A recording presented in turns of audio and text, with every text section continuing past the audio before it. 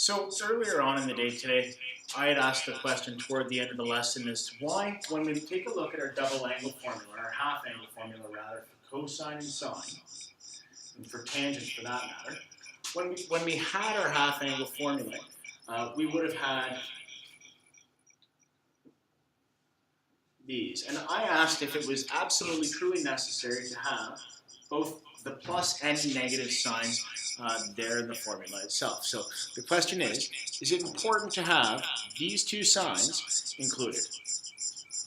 Well, let's examine the cosine of 5 pi by 8.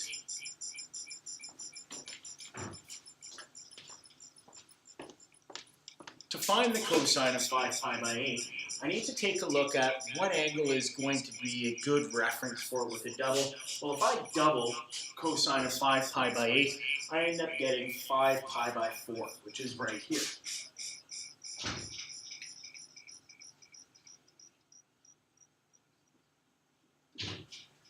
And so when I substitute into my formula, my theta by 2 is going to be 5 pi by 8, and my theta value is going to be 5 pi by 4.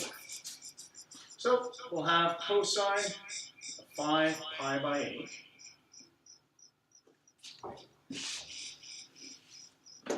is equal to square root of 1 plus the cosine of 5 pi by 4 all over 2. Now cosine of 5 pi by 4 is one of our reference angles. We should know that. So I'll go ahead and simplify.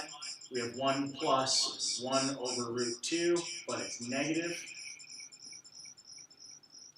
It's negative because in our cast rule, we have cosines negative in the third quadrant.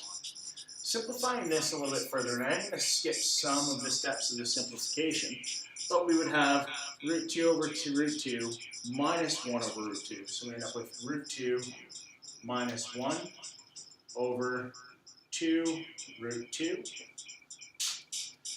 And in fact, we can do one more thing. We can rationalize the denominator. So multiplying both numerator and denominator inside the radical by root 2 and root 2. This will give me my final value of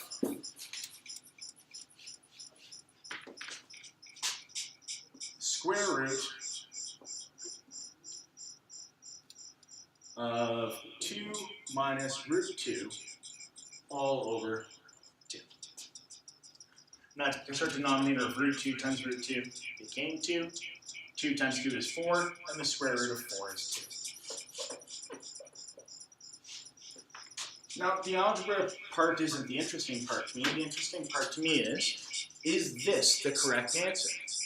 Now, I'm going to argue that it's not, based off of the definition of a cosine. So, recall that sines were half of vertical chords. So when we talk about a sine, we would talk about half of the vertical chord down to the horizontal axis from 5 pi by 8. And that makes sense to us now that sines are positive in this quadrant because all of our vertical chords will be measured up and down. Cosines, on the other hand, are the sides of the complementary angle, although we can cheat and say that it's the intersection point of that vertical chord to the origin. So that's this section from here to here. Now we of course recognize that this is a negative distance. This is a positive number. Square roots are always going to be positive numbers, otherwise we can't actually do that operation. It wouldn't be a real value. And so in this particular case, when we find the cosine of 5 by 8, we have to apply the negative.